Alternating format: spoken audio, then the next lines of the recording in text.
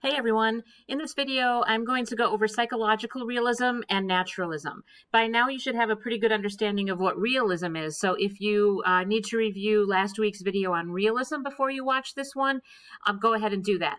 I'd also like you to take good notes so that you have a good understanding going into this week. This is my cat Mavis. She's eager to be on camera too. Okay, so let's take a look at this little diagram, this really basic diagram of literary realism.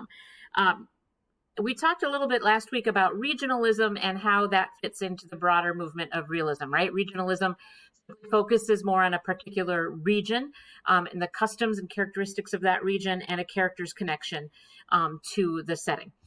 This week, we're going to talk about psychological realism, a specific style of realism. And we're also going to talk, let me go back here. My mouse pad is very jumpy. We're also going to talk about naturalism. You can see down here, it's kind of halfway in the realism bubble and halfway out, and that's simply because scholars debate whether naturalism is its own thing or whether it falls into realism.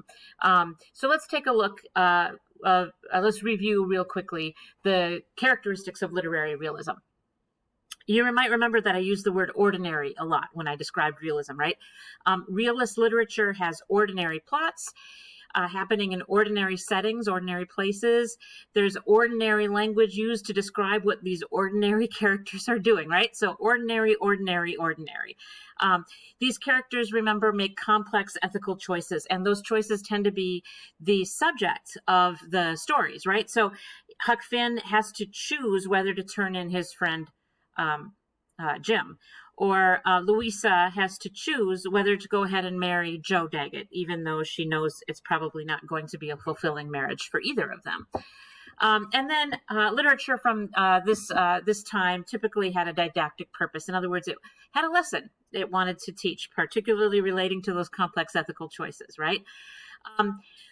I really like this definition of realism from the scholar William Dean Howells, who said that realism is fidelity or faithfulness to experience and probability of motive. It's this second part, probability of motive, that I want to focus on now when we move into psychological realism. In other words, why people do what they do. Okay, so let's talk about psychological realism.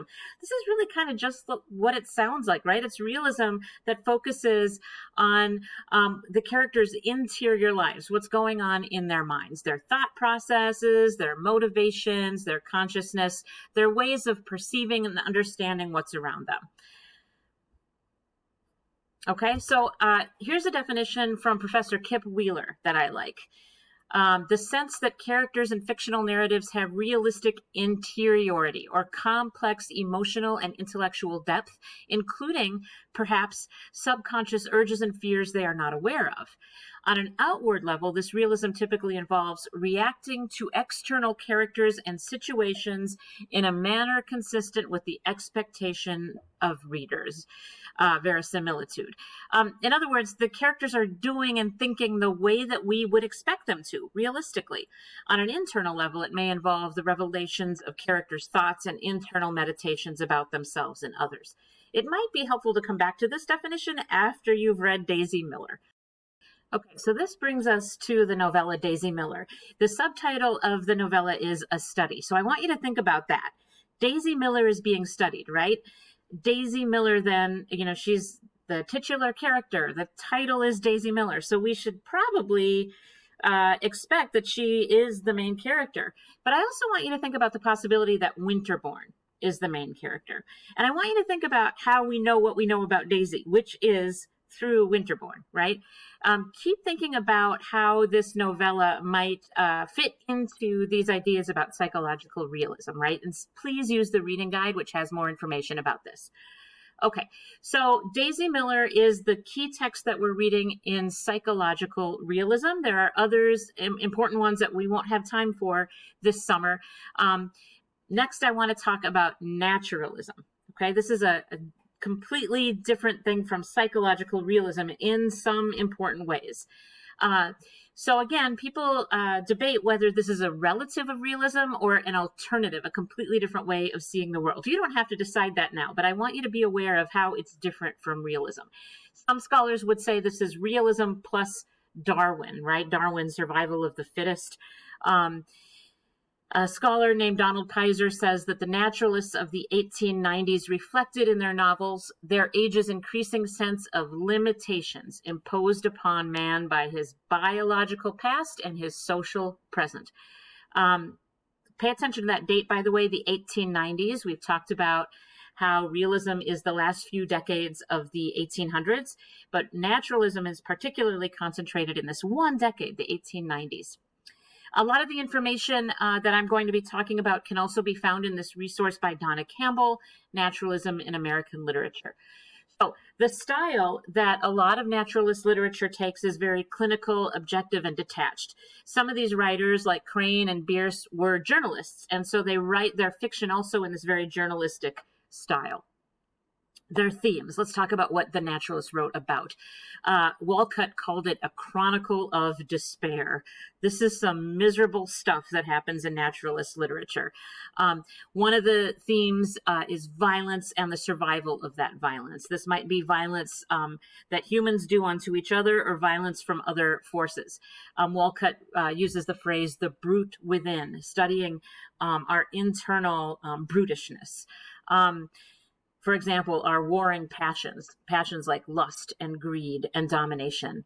Another theme is the theme of an indifferent universe or indifferent nature. So in the Romantics, before the Civil War, these writers would talk about going out into nature and being embraced and being restored and refreshed by a walk in the woods. Well, at best, the naturalists saw nature as not really caring about you, but at worst, it was all the worst stuff that nature brings. If you've seen those images of the floods recently, you see, or recent violent storms, that's the kind of nature that you might see in naturalist literature. Okay, let's take a look at this poem by Stephen Crane. This is an excerpt from the longer poem, War is Kind, and this is one of your assigned readings this week. Okay, there it is. Here's the whole poem. A man said to the universe, "Sir, I exist." However, replied the universe, "the fact has not created in me a sense of obligation." It's really harsh. It's really cold. The universe doesn't care that we exist or not. That's naturalist. More themes. Characters are typically controlled by external forces. Remember how we talked about how in realist literature, characters are able to confront these difficult choices and then act on them, and they're agents of change. They can make choices. Here, these characters might try to make choices, but these larger forces outside of their control end up having more to say, more control than they do. This might be the environment, as we mentioned, nature. It might be heredity. At worst, they bought into some of the worst ideas, worst stereotypes that people used about different races. This could get kind of ugly. But the belief that your heredity determined something about you. Instinct, our animal instincts. That word instinct appears quite often in naturalist literature. And then just chance, just dumb luck. Okay, here's a picture from the same period by the artist Winslow Homer, an American artist. You can see here that nature does not look kind or embracing. You can see this man looking up toward the sky rather nervously, as if he knows that he might be in trouble here. There's this sense of doom. Let's talk about the characters. In realist literature, the characters were often middle class. And again, they were able to act. But here, characters, again, are controlled by heredity and instinct. When they attempt to make choices and do things, they were often hampered by these forces. Often, instead of being middle class, they were lower class. The French writer Émile Zola described them as human beasts. But that doesn't mean that we don't like them. They typically have some sort of compensating human value that makes us sympathize with them. So here's a little chart for you. Again, romantics happened before the timeline of this class, and I just want you to be aware of them simply so that you understand how realists are doing something different. Okay, so with realism and regionalism and psychological realism, our key figures are Twain, James, Freeman, Jewett, Chopin, among others. Oops, sorry about that. They perceive the individual as simply a person who's able to act and make choices. They're ordinary middle-class characters, agents of change, ordinary places, ordinary plots, and ordinary style, ordinary speech and dialect, and so on. Okay, so quite different from the rather fantastical things that may have happened in the previous period. With naturalism in the 1890s, Crane, Bierce, some people say Chopin is a naturalist writer. We'll talk about that this week. Characters you can see are more likely to be helpless objects controlled by larger forces. Lower class characters acted upon instead of acting themselves in ordinary places with a very clinical, objective style. So that's a very broad overview of naturalism, okay? So some friendly reminders for this week. Please use the reading guide. There's a reading guide for Daisy Miller. There's also a reading guide for the naturalist texts.